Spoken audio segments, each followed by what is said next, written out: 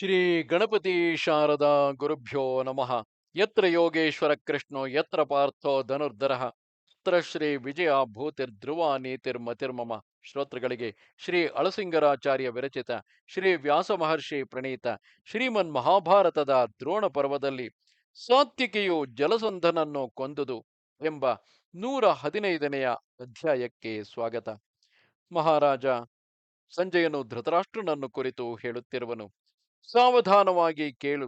ಕೃತವರ್ಮನ ಕೊಲೆಗೆ ತಡೆಯಲಾರದೆ ಪಾಂಡವ ಸೈನ್ಯಗಳೆಲ್ಲ ಓಡಿ ಹೋದವು. ಅವರಲ್ಲಿ ಅನೇಕರು ಲಜ್ಜೆಯಿಂದ ತಲೆ ತಗ್ಗಿಸಿ ಸುಮ್ಮನಿದ್ದರು. ನಿನ್ನ ಸೈನ್ಯಗಳೆಲ್ಲ ಅತ್ಯಂತ ಸಂತೋಷದಿಂದ ಉಬ್ಬಿದವು. ಸಮುದ್ರದಲ್ಲಿ ಮುಳುಗಿ ಹೋಗತಕ್ಕವರಿಗೆ ದ್ವೀಪವು ಹೇಗೋ ಹಾಗೆ ಪಾಂಡವರಿಗೆಲ್ಲ ಮುಖ್ಯಾಶ್ರಯವೆನಿಸಿಕೊಂಡ ಸಾತ್ಯಕಿಗೆ ಈ ಪಾಂಡವ ಸೈನ್ಯಗಳ ಭಯಂಕರವಾದ ದೀನ ಧ್ವನಿಯು ಕಿವಿಗೆ ಬಿದ್ದಿತು. ಒಡನೆಯೇ ಸಾತ್ವಿಕೆಯು ಅತ್ಯಾಕ್ರೋಶದಿಂದ ತನ್ನ ಸಾರಥಿಯನ್ನು ನೋಡಿ, ಸೂತ, ರಥವನ್ನು ಬೇಗನೆ ಆ ಕೃತವರ್ಮನಿರುವ ಕಡೆಗೆ ಬಿಡು. ಅವನು ಪಾಂಡವ ಸೈನ್ಯವನ್ನು ಚದರಿಸಿಬಿಟ್ಟನು. ನಮ್ಮ ಸೈನ್ಯಗಳು ಅವನಿಂದ ಬಹಳವಾಗಿ ನೊಂದಿವೆ. ಈಗ ನಾನು ಮೊದಲು ಅವನನ್ನು ಜಯಿಸಿ ಆಮೇಲೆ ಅರ್ಜುನನ ಬಳಿಗೆ ಹೋಗುವೆನು. ರಥವನ್ನು ಆ ಕಡೆಗೆ ತಿರುಗಿಸು ಎಂದನು. ಈ ಮಾತನ್ನು ಕೇಳಿದೊಡನೆ ಸಾರಥಿಯು ಎವೆಹಾರುವಷ್ಟರಲ್ಲಿ ಕೃತವರ್ಮನಿಗೆ ಇದಿರಾಗಿ ರಥವನ್ನು ತಂದು ನಿಲ್ಲಿಸಿದನು.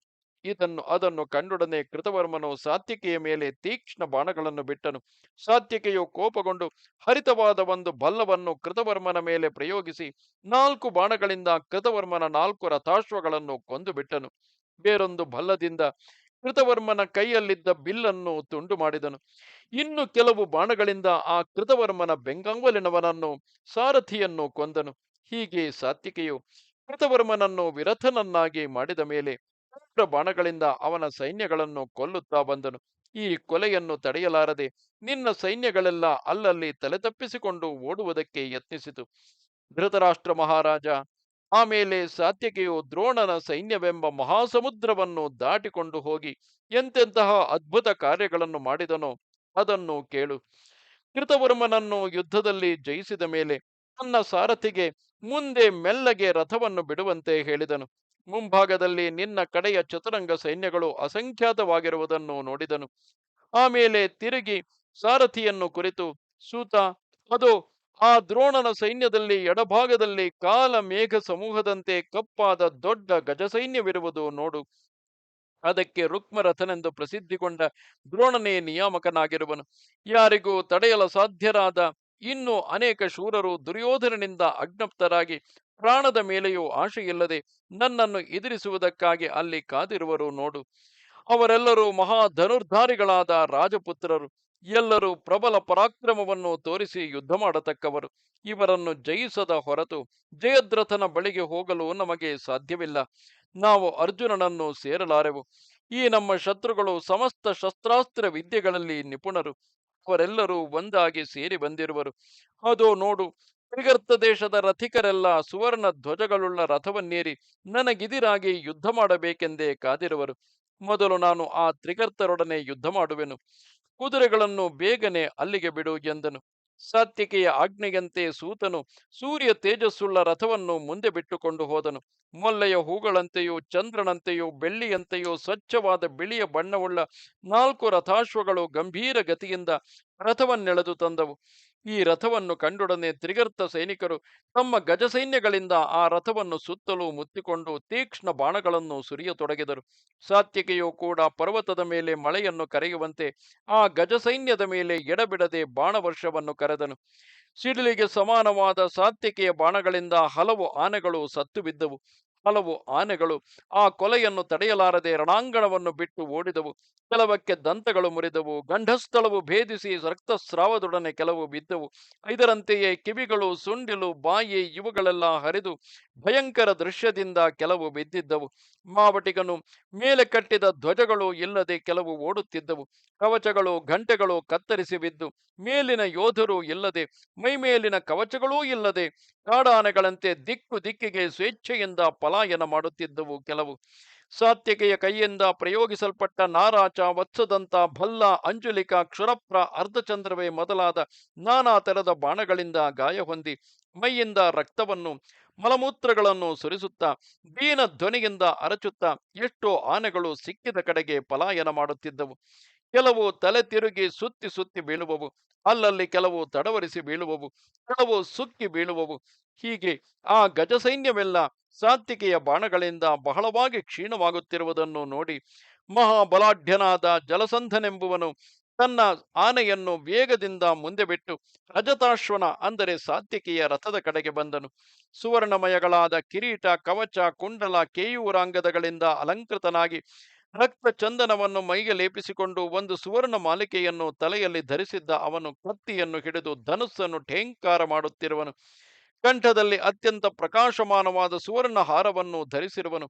ಹೀಗೆ ಸುವರ್ಣಾಭರಣಗಳಿಂದ ಶೋಭಿತನಾದ ಆ ಮಗಧ ರಾಜನು ಮಿಂಚಿನೊಡಗೂಡಿದ ಮೇಘದಂತೆ ಗಜಾರೂಢನಾಗಿ ಬರುತ್ತಿರುವುದನ್ನು ನೋಡಿ ಅವನ ಆನೆಯು ಮುಂದೆ ಬಾರದಂತೆ ಸಾತ್ವಿಕೆಯು ಬಾಣಗಳಿಂದ ತಡೆದು ಬಿಟ್ಟನು. ಇದನ್ನು ನೋಡಿ ಜಲಸಂಧನಿಗೆ ಮಹತ್ತಾದ ಆಕ್ರೋಶ ಉಂಟಾಯಿತು. ಸಾತ್ವಿಕೆಯ ಎದೆಗೆ ಗುರಿಯಿಟ್ಟು ತೀವ್ರ ಬಾಣಗಳನ್ನು ಹೊಡೆದನು. ಒಂದು ಭಲ್ಲದಿಂದ ಸಾತ್ವಿಕೆಯ ಕೈಯಲ್ಲಿದ್ದ ಬಿಲ್ಲನ್ನು ಕತ್ತರಿಸಿ ಬಿಟ್ಟನು. ಚಾಪರಹಿತನಾದ ಆ ಸಾತ್ವಿಕೆಯನ್ನು ನೋಡಿ ನಗುತ್ತಾ ಅವನ ಮೇಲೆ ತಿರುಗಿ 5 ಬಾಣಗಳನ್ನು ಪ್ರಯೋಗಿಸಿದನು. ಇಷ್ಟಾದರೂ ಸಾತ್ವಿಕೆಯು ಜಲಸಂಧನ ಬಾಣಗಳನ್ನು ಲಕ್ಷ್ಯ ಮಾಡದೆ ನಿಶ್ಚಲನಾಗಿದ್ದನು. ಇದು ನೋಡುವವರಿಗೆ ಆಶ್ಚರ್ಯಕರವಾಯಿತು. ಒಡನೆಯೇ ಸಾತ್ವಿಕೆಯು ಬೇರೊಂದು ಬಿಲ್ಲನ್ನು ಕೈಗೆತ್ತಿಕೊಂಡು ಎಲಾ, ನಿಲ್ಲು, ನಿಲ್ಲು ಎಂದು ಹೇಳುತ್ತಾ ಜಲಸಂಧನ ಎದೆಗೆ ಗುರಿಯಿಟ್ಟು 60 ಬಾಣಗಳನ್ನು ಹೊಡೆದನು.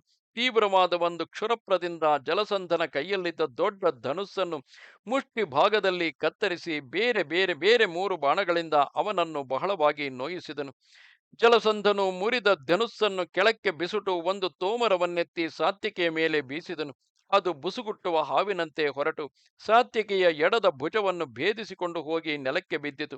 ಇದನ್ನು ಸಹಿಸಲಾರದೆ ಸಾತ್ವಿಕೆಯು ಅತ್ಯಾಕ್ರೋಶದಿಂದ ಜಲಸಂಧನ ಮೇಲೆ ಏಕಕಾಲದಲ್ಲಿ 30 ಬಾಣಗಳನ್ನು ಬಿಟ್ಟನು. ಆಮೇಲೆ ಜಲಸಂಧನು ಎತ್ತಿನ ಚರ್ಮದಿಂದ ಮಾಡಲ್ಪಟ್ಟ ಶತಚಂದ್ರಕಗಳುಳ್ಳ ಒಂದು ಗುರಾಣಿಯನ್ನು ಕತ್ತಿಯನ್ನು ಕೈಗೆತ್ತಿಕೊಂಡು ಆ ಕತ್ತಿಯನ್ನು ಸಾತ್ವಿಕೆಯ ಮೇಲೆ ಬೀಸಿದನು. ಅದು ಅಲಾತ ಚಕ್ರದಂತೆ ಆಕಾಶದಲ್ಲಿ ಗಿರಗಿರನೆ ಸುತ್ತಿಕೊಂಡು ಬಂದು ಸಾತ್ವಿಕೆಯ ಧನುಸ್ಸಿಗೆ ತಾಗಿತು. ಅದರಿಂದ ಸಾತ್ವಿಕೆಯ ಧನುಸ್ಸು ಮುರಿಯಿತು. ಸಾತ್ವಿಕೆಯು ಬೇರೊಂದು ಧನುಸ್ಸನ್ನು ಕೈಗೆತ್ತಿಕೊಂಡು ಜಲಸಂಧನನ್ನು ನೋಡಿ ಹೆಮ್ಮೆಯಿಂದ ನಗುತ್ತಾ ವಜ್ರ ಸಮಾನವಾದ ಒಂದು ಬಾಣವನ್ನು ಮಹಾವೇಗದಿಂದ ಅವನ ಮೇಲೆ ಹೊಡೆದನು. 2 ಕ್ಷುರಗಳಿಂದ ಆ ಜಲಸಂಧನ ತೋಳುಗಳೆರಡನ್ನು ಕತ್ತರಿಸಿ ಬಿಟ್ಟನು. ಸುವರ್ಣಾಲಂಕೃತಗಳಾದ ಆ ತೋಳುಗಳು 5 ಹೆಡೆಯ ಹಾವುಗಳಂತೆ ಕೆಳಕ್ಕೆ ಬಿದ್ದವು. ಇಷ್ಟರಲ್ಲಿಯೇ ಸಾತ್ವಿಕೆಯು 3ನೆಯ ಬಾಣವನ್ನು ಪ್ರಯೋಗಿಸಲು ಅದು ಎಸಳಾದ ಹಲ್ಲುಗಳಿಂದಲೂ ಉಬ್ಬಿದ ದವಡೆಗಳಿಂದಲೂ ಕೂಡಿ ಕಿರೀಟ ಕುಂಡಲಾಲಂಕೃತವಾದ ಅವನ ತಲೆಯನ್ನು ಕತ್ತರಿಸಿ ಕೆಡಹಿತು. ತಲೆ, ತೋಳು, ಮುಂಡಗಳೆಲ್ಲ ಛಿನ್ನ ಭಿನ್ನವಾಗಿ ಆ ಜಲಸಂಧನ ದೇಹವು ಕೆಳಕ್ಕೆ ಬೀಳುವಾಗ ಅವನ ರಕ್ತದಿಂದ ಆನೆಯ ಮೈಗೆಲ್ಲ ಅಭಿಷೇಕವಾದಂತಾಯಿತು. ಹೀಗೆ ಸಾತ್ವಿಕೆಯು ತನ್ನ ಬಾಣದಿಂದ ಜಲಸಂಧನನ್ನು ಕೊಂದು ಕೆಡಕಿದ ಮೇಲೆ ಆ ಆನೆಯ ಮೇಲಿದ್ದ ಅಂಬಾರಿಯನ್ನು ಮುರಿದು ಕೆಡಹಿದನು. ಆಗ ಆ ಆನೆಯು ಆ ಅಂಬಾರಿಯಲ್ಲಿ ಅವಶಿಷ್ಟವಾದ ಆಸನ ಮುಂತಾದ ಕೆಲವು ಸಾಮಗ್ರಿಗಳು ಬೆನ್ನ ಮೇಲೆ ತೂಗಾಡುತ್ತಿರುವ ಹಾಗೆಯೇ ರಕ್ತದಿಗ್ಧ ಶರೀರವಾಗಿ ಆ ಸೈನ್ಯದ ನಡುವೆ ಓಡಲಾರಂಭಿಸಿತು. ಅದು ಭಯಂಕರ ಧ್ವನಿಯಿಂದ ಅರಚುತ್ತಾ ಓಡುವಾಗ ನಮ್ಮ ಸೈನ್ಯದಲ್ಲಿ ಅನೇಕ ಪ್ರಾಣಿಗಳು ಆ ಆನೆಯ ಕಾಲಿನ ತುಳಿತಕ್ಕೆ ಸಿಕ್ಕಿ ಸತ್ತವು. ಜಲಸಂಧನು ಹತನಾದುದನ್ನು ನೋಡಿ ಕೌರವ ಸೈನ್ಯದಲ್ಲಿ ದೊಡ್ಡ ಹಾಹಾಕಾರ ಉಂಟಾಯಿತು. ಮುಂದೆ ಯುದ್ಧದಾಶೆಯನ್ನು ಬಿಟ್ಟು ಕೌರವ ಸೈನ್ಯಗಳು ಅಲ್ಲಲ್ಲಿ ಓಡಲಾರಂಭಿಸಿದವು. ಇದನ್ನು ನೋಡಿ ದ್ರೋಣನು ಥಟ್ಟನೆ ಬಂದು ಸಾತ್ವಿಕೆಯನ್ನು ದ್ರೋಣನು ತಟ್ಟನೆ ಬಂದು ಸಾತ್ವಿಕೆಯನ್ನು ಎದುರಿಸಿ ನಿಂತನು. ದ್ರೋಣನ ಕಡೆಯ ಸೈನ್ಯಗಳೆಲ್ಲ ಸಾತ್ವಿಕೆಯನ್ನು ಮುತ್ತಿಕೊಂಡವು. ದ್ರೋಣ ಸಾತ್ವಿಕೆಗಳಿಬ್ಬರಿಗೂ ದೇವಾಸುರ ಯುದ್ಧದಂತೆ ಪ್ರಬಲವಾದ ಯುದ್ಧವು ಆರಂಭವಾಗಿತು. ಇದು 115ನೆಯ ಅಧ್ಯಾಯವು. ನಮಸ್ತೆ ಶಾರದೆ ದೇವಿ, ಕಾಶ್ಮೀರ ಪುರವಾಸಿನಿ, ತ್ವಾಮಹಂ ಪ್ರಾರ್ಥೆಗೆ ನಿತ್ಯಂ, ವಿದ್ಯಾದಾನಂಚ ದೇಹಿಮೆ. ನಮಸ್ಕಾರ.